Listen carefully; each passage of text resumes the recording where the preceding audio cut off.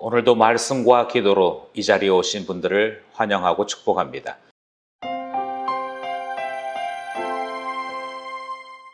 그런즉 우리가 무슨 말을 하리요? 율법이 죄냐? 그럴 수 없느니라. 율법으로 말미암지 않고는 내가 죄를 알지 못하였으니 곧 율법이 탐내지 말라 하지 아니하였더라면 내가 탐심을 알지 못하였으리라. 그러나 죄가 기회를 타서 계명으로 말미암아 내 속에서 온갖 탐심을 이루었나니 이는 율법이 없으면 죄가 죽은 것임이라. 전에 율법을 깨닫지 못할 때에는 내가 살았더니 계명이 이름에 죄는 살아나고 나는 죽었도다.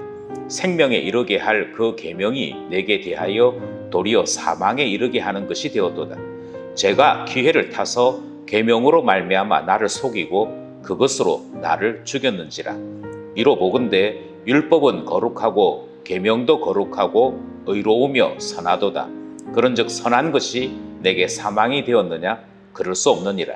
오직 죄가 죄로 드러나기 위하여 선한 그것으로 말미암아 나를 죽게 만들었으니 이는 계명으로 말미암아 죄로 심히 죄되게 하려 함이라.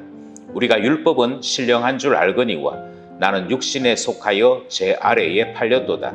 내가 행하는 것을 내가 알지 못하노니 곧 내가 원하는 것은 행하지 아니하고 도리어 미워하는 것을 행함이라. 만일 내가 원하지 아니하는 그것을 행하면 내가 이로써 율법이 선한 것을 시인하노니 이제는 그것을 행하는 자가 내가 아니요 내 속에 거하는 죄니라. 내 속에 곧 내 육신 속에 선한 것이 거하지 아니하는 줄을 아노니 원함은 내게 있으나 선을 행하는 것은 없노라. 내가 원하는 바 선은 행하지 아니하고 도리어 원하지 아니하는 바 악을 행하는도다. 그것을 행하는 자가 내가 아니요 내 속에 거하는 죄니라. 만일 내가 원하지 아니하는 그것을 하면 이를 행하는 자는 내가 아니요 내 속에 거하는 죄니라. 그러므로 내가 한 법을 깨달았노니 곧 선을 행하기 원하는 나에게 악이 함께 있는 것이로다. 내 속 사람으로는 하나님의 법을 즐거워하되 내 지체 속에서 한 다른 법이 내 마음의 법과 싸워 내 지체 속에 있는 죄의 법으로 나를 사로잡는 것을 보는도다.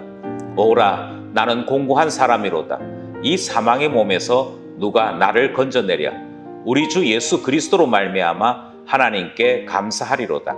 그런즉 내 자신이 마음으로는 하나님의 법을, 육신으로는 죄의 법을 섬기노라. 아멘. 로마서 7장 7절로부터 25절까지 본문 전체를 살펴보려고 합니다. 7절에서부터 25절까지니까 본문이 상당히 길고 또 내용으로 볼 때에도 복잡한 논리 전개를 가지고 있습니다. 그럼에도 불구하고 왜 이 긴 본문이 큐티 본문으로 정해졌느냐 하면 7절에서부터 25절 사이에 바울의 설명이 1인칭 서술로 기록되고 있기 때문입니다. 그러니까 내가, 나는 이라고 설명을 하는 것인데요. 단지 수사학적인 기교 때문이 아니라 자기 자신에 대한 정확한 설명을 통해 복음이 무엇인지, 왜 우리가 율법 아래 있는 것으로 만족할 수 없는지를 설명하기 위해서입니다. 여기에서 본문 안에 바울은 가장 중요한 논술을 위해 세 가지 질문을 하고 세 가지 답을 합니다. 그래서 이 본문 안에의 구조는 질문에 따라서 세 개의 내용으로 나누어 이해할 수 있습니다. 본문 안으로 들어가 보겠습니다. 먼저 7절 말씀이지요. 그런즉 우리가 무슨 말을 하리요? 율법이 죄냐? 그럴 수 없느니라. 율법으로 말미암지 않고는 내가 죄를 알지 못하였으니 곧 율법이 탐내지 말라 하지 아니하였더라면 내가 탐심을 알지 못하였으리라. 여기에서 첫 번째 대화가 주고받습니다. 그러니까 질문이 등장하고 답이 등장하는 것이지요. 바울은 첫 번째 질문으로서 율법이 죄냐라고 하는 질문을 던집니다. 바울은 이 질문에 대해 두 가지 답을 오늘 본문에서 제공합니다. 먼저 7절에 등장하고 있는 답이 첫 번째 답이지요. 율법이 죄냐? 그럴 수 없느니라. 아주 분명하게 율법은 죄가 아니다라고 선언합니다. 율법이 왜 죄가 아니냐라고 하는 것에 대해 그 다음 7절, 8절은 보충해서 설명하기를 율법은 죄가 무엇인지를 가르쳐 주었다라고 설명하지요. 이것은 죄야, 그러니까 죄 지으면 안 되겠지. 그것이 율법이 가지고 있는 기능이고 율법이 우리에게 전하여 주는 유익이라고 하는 것이죠. 죄 짓지 말라고 율법이 죄가 무엇인지를 알려주고 있는데 어떻게 율법이 죄가 될 수 있겠느냐? 그 설명이 7절, 8절에 등장합니다. 두 번째 답은 조금 떨어져서 12절에 등장합니다. 12절에 이로 보건대 율법은 거룩하고 계명도 거룩하고 의로우며 선하도다. 죄 있냐 아니냐 정도가 아니라 12절에서 율법은 거룩하다, 선하다, 심지어 이것은 의롭기까지 하다라는 말씀이 주어지는 것입니다. 그러니까 율법을 우리에게 주신 이유는 여기에 빠지면 안 돼, 이거는 죄야 라고 하는 것을 분명하게 볼 수 있도록 해주는 지도고 신호와 같은 것이 율법의 기능이다, 율법이 가지고 있는 장점이다 라고 말씀하는 것입니다. 여기서 자연스럽게 두 번째 질문이 등장을 합니다. 하나님께서 우리에게 율법이라고 하는 좋은 것 주셨습니다. 죄가 무엇인지를 볼 수 있도록 율법을 주신 것이죠.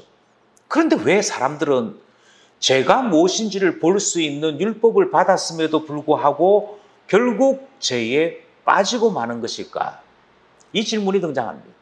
8절, 그러나 제가 기회를 타서 계명으로 말미암아 내 속에서 온갖 탐심을 이루었나니 이는 율법이 없으면 죄가 죽은 것입니다. 8절은 바로 이 질문과 답으로 들어간 것입니다. 율법이 선하다고 그랬습니다. 율법이 죄가 무엇인지를 알려주는 것이라 그래서 율법이 가지고 있는 순기능대로 하자면 이것은 나쁜 것이구나, 이것은 범하면 안 되겠구나 해서 우리가 그 죄를 비켜가야 되고 그 죄에 빠지지 않도록 함으로 의로운 삶을 살아야 율법의 말씀을 듣고 배우는 유익을 가지게 되는 것이지요. 그런데 그렇지 않는 것입니다. 왜 그렇지 않은 거 하고 살펴보았더니 8절이 이렇게 얘기합니다. 제가 도리어 기회를 잡아서, 율법이 가르친 게 아니에요.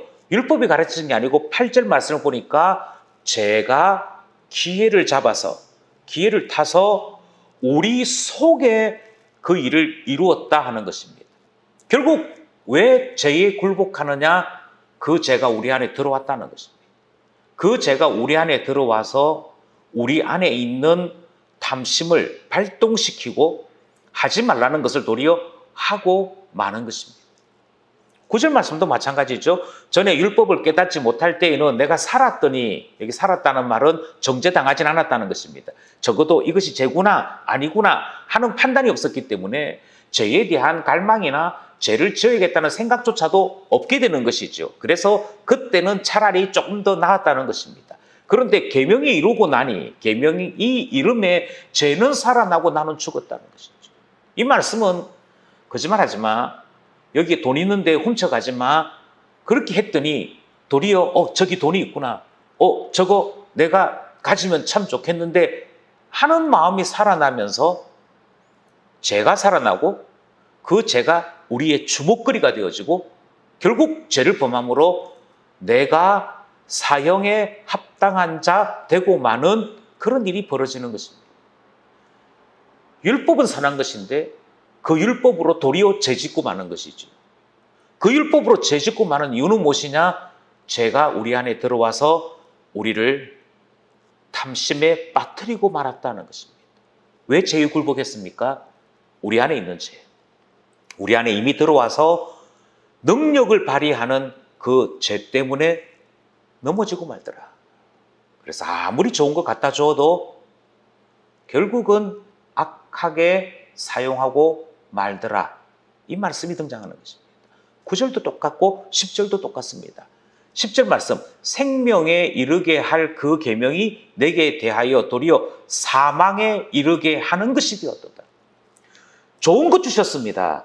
그런데 좋은 것 가지고도 사망에 이르는데 사용하고 마는 것, 그것은 율법이 나빠서가 아니라 그 율법을 사용해야 될 우리 안에 죄로부터 말미암은 타락, 죄로부터 인하여 일어나는 이미 부패함이 나타난다는 것이죠. 이것을 우리는 교리적으로 인간의 전적 타락, 전적 부패 이렇게 말을 합니다. 아무리 좋은 것 줘도 하지 말라 가르쳐줘도 결국은 죄를 사모하고 죄에 빠지고 말고 그 죄의 행동을 실천하는 그와 같은 상태가 우리다라고 하는 것을 로마서가 말씀하고 있습니다. 11절 말씀도 이 사실을 다시 한 번 더 정리하는 것이죠. 제가 기회를 타서 계명으로 말미암아 나를 속이고 그것으로 나를 죽였는지라. 근데 사람들이 누군가가 이렇게 도적질을 했다 그래요. 누군가가 이렇게 사람을 속이고 범죄에 빠졌다 그러네요. 그래서 억울한 사람이 생겼고 그래서 불법으로 돈을 버는 사람이 생겼대요. 이렇게 얘기하면 처음에는 그거 나쁜 것인데 그러면 안 되지 죄인데 라고 생각하다가도 누구도 그렇게 해서 돈 벌었다는데 누구도 그렇게 해서 잘 먹고 잘 산다는데 나도 그래야지 라고 하는데 빠지고 만다는 것입니다. 그래서 계명을 처음 받을 때에는 죄구나 하는 것을 배웠으나 도리어 나 자신을 속이고 죄에 빠지고 마는 어처구니 없는 일이 일어나는 것, 그것이 인간에게 나타나고 있는 실존의 문제가 되는 것이지요. 다시 한 번 더 이 문제가 얼마나 중요하고 심각한 문제인지를 설명합니다. 12절 이로보건대 율법은 거룩하고 계명도 거룩하고 의로우며 선하도다. 하나님이 주신 것이 나쁜 게 아니었습니다. 그런데 13절 그런즉 선한 것이 내게 사망이 되었느냐? 그럴 수 없느니라. 선한 것 주셨는데도 불구하고 왜 그것 때문에 사망에 이르느냐? 아니라고 말씀합니다. 그것 때문이 아니고 무엇 때문이냐면 오직 죄가 죄로 드러나기 위하여 선한 그것으로 말미암아 나를 죽게 만들었으니 이는 계명으로 말미암아 죄로 심히 죄되게 하려 함이니라. 이미 죄로 말미암아 오염된 우리는 아무리 선한 것을 주어도 그것을 선하게 쓰지 못하는 것입니다. 왜 우리는 죄에 굴복하느냐? 다시 말씀드립니다. 이미 내 안에 있는 죄의 권세 때문에 그렇습니다. 그것이 심각한 문제다. 13절까지 말씀입니다. 14절로부터 23절까지는 세 번째 대화가 주고받습니다. 세 번째 대화, 이 세 번째 대화의 질문은 정말 이게 심각한 문제인가? 라고 하는 것에 대한 질문이 등장을 합니다. 14절 말씀, 우리가 율법은 신령한 줄 알거니와 나는 육신에 속하여 제 아래에 달렸도다. 율법은 신령한데 왜 나는 죄로 말미암아 죽을 수밖에 없는 이런 상태에 빠지고 마는가? 그것은 나의 삶이 육신에 속하여 죄에 팔렸다라고 얘기합니다. 율법이 아무 기능을 못합니다. 여전히 나를 지배하는 것은 육신의 삶입니다. 육신의 삶이 나 자신을 죄 아래 팔아버린 것이죠. 15절, 내가 행하는 것을 내가 알지 못하노니, 나를 속이지요. 심지어 내가 행하는 것을 내가 모릅니다. 어느 정도 모르느냐면 곧 내가 원하는 것을 행하지 아니하고 도리어 미워하는 것을 행합니다. 여기서 우리의 심각한 우리의 실존의 모습을 발견합니다. 죄 지으면 돼, 안 돼? 이렇게 물으면 누구나가 다 죄 지으면 안 된다라고 얘기한다는 거예요. 무엇이 죄지? 탐심은 죄입니다. 자기 자신만 챙기는 것은 죄입니다. 누구나 다 그렇게 말을 한다는 것입니다. 그럼 너 어떻게 살아야겠니? 이렇게 물으니까 저는 다른 사람과 함께 살고 도와주며 살고 서로 위하며 살아야지요.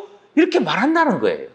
그래서 누구나 이성적으로 질문을 하면 이성적으로 대답하기를 착하게 의롭게 살아야지요 라고 대답은 하는데, 그런데 참 놀랍게도 나도 모르는 사이에 내가 행하는 것이 무엇인지 깨닫지도 못하면서 희한한 일을 벌이고 말더라는 것이죠. 16절, 만일 내가 원하지 아니하는 그것을 행하면 내가 이로써 율법이 선한 것을 시인하노니 17절 이제는 그것을 행하는 자가 내가 아니요 내 속에 거하는 죄니라. 16절에서 뭐라고 얘기하느냐면 율법이 선한 것 시인했습니다. 율법대로 사는 것이 좋다고 말도 했습니다. 그리고 심지어 그렇게 살기를 원하고 죄에 빠지는 것은 미워도 한다니까요. 그런데 뭐라고 얘기했냐면 내가 분명히 원하지 않았는데도 불구하고 원하지 않은 그것을 내가 하고 있다는 거예요. 내가 원하지 않는 그것을 하는 것은 무엇 때문이냐? 아, 내 삶을 내가 주장하는 것이 아니구나 하는 문제라는 거예요. 왜 심각하냐? 예, 다시 말씀드립니다. 생각만 할 뿐 그렇게 살지 못합니다. 살지 못하는 이유는 17절에 말하는 것처럼 내가 행하는 그것은 내가 아니라는 거예요. 나를 주장하는 것은 내가 아니라는 거예요. 나를 누가 주장하느냐? 내 속에 이미 들어와 있는 죄가 나를 지배합니다. 내 인생 같은데 내 인생 아니죠. 죄에 굴복당한 인생을 살 뿐이더라 하는 것이죠. 18절 말씀, 내 속 곧 내 육신에 선한 것이 거하지 아니하는 줄을 아노니 원함은 내게 있으나 선을 행하는 것은 없노라. 예, 18절이 딱 정리를 합니다. 내 육신에, 그러니까 내 실존의 삶에 선한 것이 아무것도 없다고 얘기해요. 19절, 내가 원하는 바 선은 행하지 아니하고 도리어 원하지 않은 바 악을 행하는도다. 이게 같은 표현이 계속 등장합니다. 우리의 이중적인 모습이 등장하는 것이죠. 선은 원합니다. 그러나 악을 행합니다. 선을 바랍니다. 그러나 악을 더 사모합니다. 왜 이렇게 이중적인가? 왜 이런 모습이 나타나는가? 이것이 지금 죄의 심각성을 이야기하는 것이죠. 죄가 그만큼 우리를 지배한다. 20절 말씀, 만일 내가 원하지 아니하는 그것을 하면 이를 행하는 자는 내가 아니요 내 속에 거하는 죄니라. 그 죄가 나를 지배했기 때문에 그렇게 되는 것이라는 거죠. 여기서 우리는 우리의 자신의 삶을 돌아봐야 합니다. 말씀을 들을 때 이번 주간 이렇게 살아야지 결심했다는 거예요. 이번 주간 좀 성경 읽어야겠어. 적어도 이번 주간에 내가 기도 좀 해야겠어. 뭐 이렇게 생각했다는 거예요. 그래서 설교를 들을 때 도전을 분명히 받았습니다. 내가 좀 착하게 살아야지. 내가 하나님 말씀이 가르치는 대로 살아야지 했는데 한 주간 살고 난 다음에 꼭 하나님 앞에 다시 돌아와 보면 제가 분명히 그렇게 살자고 결심을 했는데 그렇게 살지를 못했습니다. 그러면 지금 여기에 등장하는 바로 이 삶인 것이지. 이 삶이 왜 심각하냐? 다시 말씀드립니다. 내가 내 인생의 주인 아닌 삶을 사는 것입니다. 죄가 나를 지배했다니까요. 죄가 나를 지배했다는 말은 사망에 빠진 것이고요. 사형에 해당되어지는 삶이고요. 구원에 이르지 못한 것입니다. 21절 말씀, 그러므로 내가 한 법을 깨달았노니 곧 선을 행하기 원하는 나에게 악이 함께 있는 것이로다. 여기 한 법을 깨달았다는 말은 그것은 절대적인 법칙을 이야기합니다. 내가 내 삶 속에 정말 불변한 법칙 같은 것이 있구나. 어쩔 수 없는 원칙이 적용되고 있구나. 이런 이야기죠. 그 원칙과 그 법칙이 무엇이냐? 그것은 내가 선을 바라는 갈망이 있든지 없든지 그것과 아무 상관없이 결국은 악을 행하는 것. 하나님의 율법을 배우면서 알게 된 것이 다 포함되어 있습니다. 그런데 그것이 구원이지 않다는 것입니다. 그것이 하나님 앞에 새 사람의 삶이 아니다라고 하는 것입니다. 23절, 내 지체 속에서 한 다른 법이 내 마음의 법과 싸워 내 지체 속에 있는 죄의 법으로 나를 사로잡는 것을 보는도다. 그의 모든 생각과 모든 인지적인 판단은 하나님 말씀대로 살기를 원하는 것이었습니다. 그런데 내 속에 또 다른 법이 하나 있더라는 것이죠. 나를 지배하는 또 다른 힘이 하나 있더라는 것이죠. 그것은 죄에 대한 것이었습니다. 죄가 내 생각, 내 의지, 내 감정을 모두 사로잡아 결국은 선을 행하고자 하는 것 아무 소용없게 만들고 굴복시키고 말았다는 것입니다.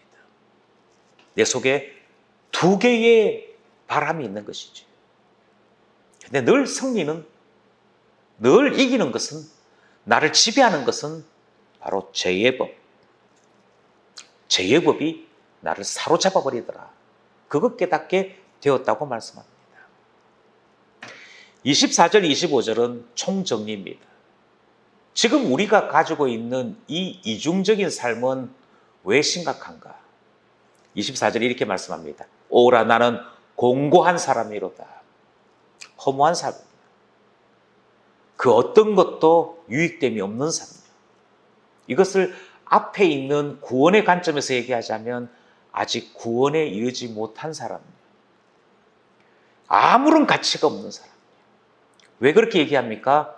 이 사망의 몸에 어떤 구원의 가능성도 보이지 않기 때문입니다. 이 사망의 몸에서 누가 나를 건져내랴? 이미 사망에 빠져 있음을 선언하는 것이고 고백하는 것입니다. 그것이 지금 바울이 유대인으로 살면서 가졌던 고민이고요.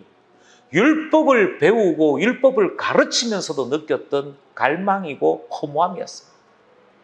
그렇게 하면 뭐하나? 결국은 사망의 몸 그것에서 벗어나지를 못하는데 25절 우리 주 예수 그리스도로 말미암아 하나님께 감사리로다. 그런즉 내 자신이 마음으로는 하나님의 법을 육신으로는 죄의 법을 섬기노라. 이 문장은 순서가 바뀌어졌습니다. 그런즉 내 자신이 마음으로는 하나님의 법을 육신으로는 내 삶으로는 결국 죄된 삶을 살아갈 수밖에 없다는 것입니다. 그러나 하나님께 우리 주 예수 그리스도에게 감사하지요. 예수 그리스도의 복음, 하나님께서 우리를 위하여 보내주신 예수 그리스도의 복음이 왜 그렇게도 고마운 것이고 소중한 것인지를 다시 한번 정리하는 것입니다. 그래서 마지막 네 번째 질문은 여기에 등장하죠. 공고한 우리의 삶에, 사망에 빠져있는 우리의 삶에 해결책은 없느냐? 답은 이렇습니다. 예수 그리스도만이 해결책이다. 그 내용을 8장이 설명하고 있는 것입니다. 우리에게도 똑같이 거룩하고 선하고 유익된 것을 주신 것이 있습니다. 예배가 그렇지요. 성경이 그렇지요. 기도가 그렇지요. 수많은 은혜의 방편들이 우리에게 주어졌습니다. 그러나 오늘 본문이 우리에게 주는 가장 큰 도전은 그것을 가지고 선하게 사용할 만한 능력이 우리에게 없으므로 도리어 악을 행한다는 것이죠. 그래서 어떻게 됩니까? 예배 드리면서 형제를 저주하는 일이 일어나는 것이죠.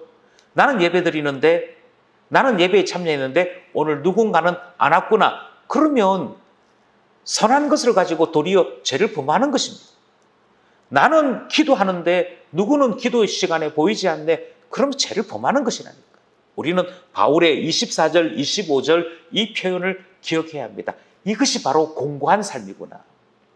신앙생활을 한다고 하면서도 아직도 참된 복음에 이른 것은 아니구나라고 하는 사실을 깨달아야 하는 것이고요. 여기서 복음이 하나님의 능력이다라고 하는 이 사실을 다시 한번 배워야만 되는, 다시 한번 깊이 체험해야 되는 도전을 받게 되는 것입니다. 우리는 오늘 본문 말씀에서 거룩한 경건을 붙잡는다고 참 신앙이 아니다 하는 말씀을 듣습니다. 바울이 유대인으로서 율법을 얼마나 사모했습니까? 율법으로는 흠이 없는 자다. 그만큼 바울은 율법을 사모했습니다. 그런데요, 율법을 배우면서 이렇게 살아야지, 이렇게 살아야지를 그렇게 수없이 되뇌었으나 정작 우리 안에 죄가 우리를 지배함으로 도리어 사망의 몸, 정죄에 빠지는 우리의 삶밖에 없었음을 고백하게 되었습니다. 혹시 내가 예배드리면서, 내가 성경을 읽으면서, 기도하면서 얼마든지 내가 이 경건된 생활을 통해 하나님의 구원의 자녀로서 살 수 있다고 생각하셨다면 우리는 당장 하나님 앞에 우리 자신을 솔직하게 내어놓고 회개해야 할 것입니다. 아니요, 지금 로마서는 우리에게 전적으로 무너간 우리의 현실을 가르쳐주고 있지 않습니까? 나에게 능력이 없습니다. 그럼에도 불구하고 혹시라도 나의 능력, 그것을 의지하고 살았다면 회개해야 할 것입니다. 내가 열심히 기도해서 경건한 사람이 될 거야. 내가 열심히 예배에 참석해서 참신앙의 사람으로 살아갈 거야. 그것은 나의 능력을 의지하는 것이고요. 결국 공고한 신앙생활이 될 수밖에 없는 것이라는 말씀을 듣는 거 아니겠습니까? 그러므로 회개하기를 원합니다. 그러므로 회개하기를 원합니다. 나의 능력을 의지했던 모든 신앙생활을 회개하고 예수 그리스도의 능력만을 의지하는 참 신앙생활을 하기를 원하는 것이죠. 두 번째로 오늘 우리에게 주신 말씀은 우리의 이중적인 삶을 다 드러내는 말씀이었습니다. 공고한 신앙이 무엇이냐면요, 선한 것을 생각하지 않는 것이 아니었습니다. 우리의 소원이 있고요, 우리의 바람이 있었습니다. 말씀대로 살아야지, 의롭게 살아야지. 그것이 있었음에도 불구하고 공고한 신앙이었습니다. 왜냐하면 우리의 삶이 그것을 따라가 주지 않았습니다.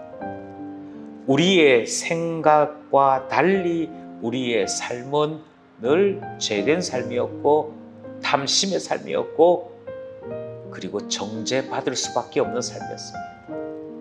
사망에 빠진 삶. 이중적인 삶은 참 허무한 것인데 자꾸 우리는 우리를 속입니다. 자꾸 우리는 우리 자신들을 속이고 참된 복음을 배우려고 하지 않습니다. 주님 앞에 이 속임을 끊을 수 있도록 기도해야겠습니다.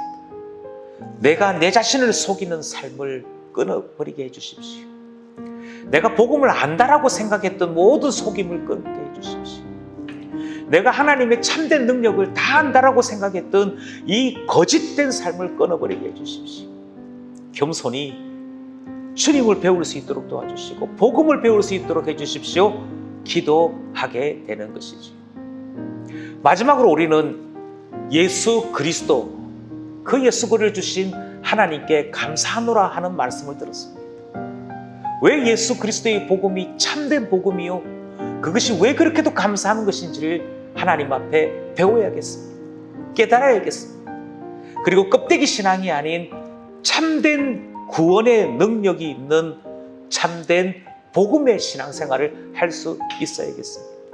그러므로 세 번째로 기도하기는 참된 복음을 깨닫게 해주십시오. 구원 없는 참된 믿음을 알게 해주십시오. 우리의 능력이 아닌 예수 그리스도의 능력으로 살아가는 삶을 알게 해주십시오. 기도하게 되는 것이죠. 7절로부터 25절에 이르는 긴 말씀을 함께 나누었습니다. 이 말씀 속에서 주님이 주신 음성을 분명히 듣고 그 음성대로 살아가며 우리 안에 우리의 삶에 하나님의 선하심만 나타나는 놀라운 은혜 있기를 소원합니다.